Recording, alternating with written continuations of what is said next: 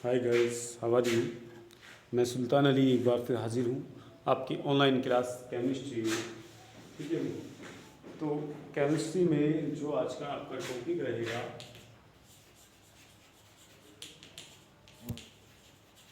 Chemistry में topic है आज का आपका समस्थानिक। क्या है? समस्थानिक। समस्थानिक या आइसोटॉप।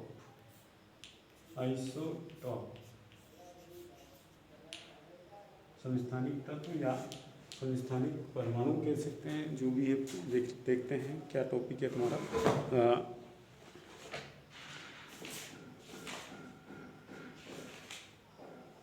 समस्थानिक है, आइसोटॉप सी है, ओनली आइसोटॉप से।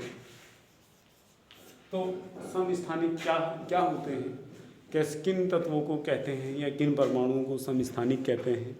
ऐसे तत्व जिनका क्या होता है, जिनके परमाणु भार तो कैसे होते, परमाणु क्रमांक तो समान होते हैं, यानी ऐसे परमाणु क्रमांक वाले तत्व जिनका परमाणु क्रमांक समान होता है लेकिन परमाणु द्रव्यमान संख्या जो होती है वो अलग अलग होती है, तो क्या कहलाते हैं? समस्थानिक। क्या कहलाते हैं? समस्थानिक कहलाते हैं। ठीक है। तो ये कह रहा है कि भाई मोजेले ने बताया कि परमाणु में रासायनिक गुण उनके परमाणु क्रमांक पर निर्भर होते हैं। प्रत्येक तत्व का परमाणु क्रमांक निश्चित एवं स्थिर होता है। सब हर एक तत्व का परमाणु क्रमांक जो होता है वो निश्चित भी होता है और स्थिर भी होता है। एक ही तत्व के विभिन्न परमाणुओं के परमाणु क्रमांक समान तथा विभिन्न तत्वों के परमाणु क्रमांक भिन्न होते हैं, यानी कि हर एक का परमाणु क्रमांक क्या होगा? अलग अलग होगा। किसी एक ही तत्व के विभिन्न परमाणुओं के द्रव्यमान संख्याएं भिन्न हो सकती हैं। भाई हर एक ही तत्व की क्या हो सकती हैं? परमाणु द्रव्यमान संख्याएं भिन्न हो सकती हैं, ये भी बताया। तो उसमें बताया कि भाई समस्थानिक क्या है। इसमें लिखा है कि किसी एक ही तत्व के वे परमाणु जिनके परमाणु क्रमांक समान परंतु द्रव्यमान संख्याएं क्या होती हैं? अलग अलग होती हैं। यानी परमाणु भार जो होता है अलग अलग होता है, परमाणु क्रमांक क्या होता है? एक जैसा होता है। ठीक है। एक क्या कहलाते हैं? एक दूसरे के समस्थानिक कहलाते हैं, आइसोटॉप्स कहलाते हैं। उदाहरण के लिए हाइड्रोजन है। हाइड्रोजन एग्जाम्पल दिया है यहाँ पर आपको, एग्जाम्पल हाइड्रोजन। क्या? हाइड्रोजन। तो हाइड्रोजन जो होता है इसका प्रतीक हम H है, तो ये इसके तीन समस्थानिक हैं। क्या के समस्थानिक? हाइड्रोजन के समस्थानिक कौन कौन से हैं? समस्थानिक ये है 1H1, एक तो ये है, दूसरा है 1H2, तीसरा है 1H3 टाइटियम। ठीक है। क्या है हाइड्रोजन का? एक तो ये हाइड्रोजन 1 हो गया, हाइड्रोजन 2 इसे प्रोटियम कहते हैं। इसे इसे ये क्या हमारा हाइड्रोजन पहला, ये पहला है, ये दूसरा है, ये तीसरा है, ये हमारा प्रोटियम है। क्या है? ये हमारा प्रोटियम। और ये हमारा ड्यूटेरियम,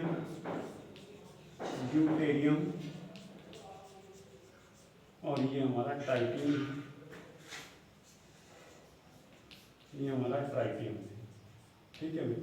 तो ये देखिए, ये प्रोटियम, ड्यूटेरियम और ट्राइटियम, ये क्या हैं? ये समस्थानिक हैं। अब समस्थानिक हैं ये, तो आपस में समस्थानिक है क्यों? क्योंकि सब में क्या है? परमाणु क्रमांक एक एक है, लेकिन इनका परमाणु भार क्या है? एक का एक है, दूसरे का दूसरा 2 है, तीसरे का 3 है। ठीक है। आगे देखिए, इसी तरीके से क्या है, कुछ क्लोरीन का होता है। क्लोरीन के भी 2 समस्थानिक होते हैं। एक होता है हमारा क्लोरीन के देखते हैं। क्लोरीन के होते हैं Cl17 135 और एक होता है 17 Cl37। ठीक है ना। ये दोनों आपस में कैसे हैं? समस्थानिक होते हैं सब। ठीक है भाई। तो देखिए इसमें आगे ये कह रहा है कि भाई ये एक दूसरे के क्या होते हैं? समस्थानिक कहलाते हैं। समस्थानिकों का अनुप्रयोग, ठीक है, यूजेस कहाँ किया जाता है समस्थानिकों का उपयोग? तो ये कह रहा है कि कुछ समस्थानिकों के विशेष गुण होते हैं जिनका उपयोग हम विभिन्न क्षेत्रों में करते हैं। ठीक है। उनमें से कुछ निम्नलिखित हैं। कौन कौन से? नंबर 1 कह रहा है यूरेनियम के एक समस्थानिक का उपयोग परमाणु भट्टी में ईंधन के रूप में होता है। यूरेनियम की परमाणु भट्टी जो होती है, परमाणु भट्टी जहाँ पर क्या होता है विद्युत उत्पादन किया जाता है, तो वहाँ एटॉमिक न्यूक्लियर भट्टियाँ होती हैं जो क्या होती हैं जहाँ पर परमाणु विस्फोट करा करके ऊर्जा प्राप्त की जाती है और ऊर्जा प्राप्त करा करके बिजली तैयार की जाती है। आगे कह रहा है कैंसर के उपचार में कोबाल्ट का समस्थानिक का उपयोग होता है। एक कोबाल्ट का समस्थानिक है जिसमें कैंसर के उपचार में यूज किया जाता है कोबाल्ट को।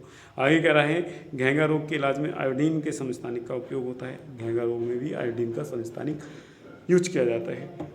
आगे कह रहा है समस्थानिकों की विशेषताएं, क्या विशेषताएं होती हैं कैरेक्टर ऑफ आइसोटॉप्स, तो वो देखिए नंबर 1, ये एक ही तत्व के परमाणु होते हैं। भाई देखिए एक ही तत्व है, हाइड्रोजन है तो हाइड्रोजन हाइड्रोजन है, क्लोरीन है तो क्लोरीन क्लोरीन है दोनों।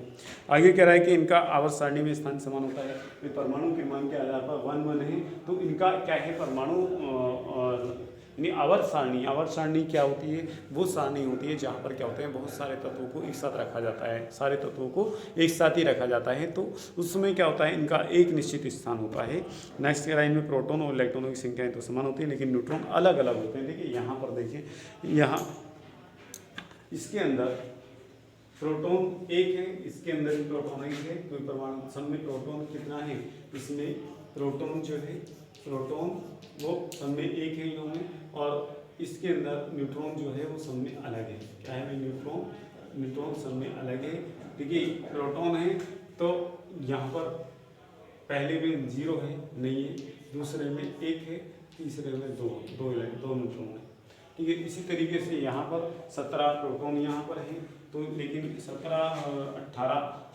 18 न्यूट्रॉन यहाँ है, इसमें 17 प्रोटॉन यहाँ है।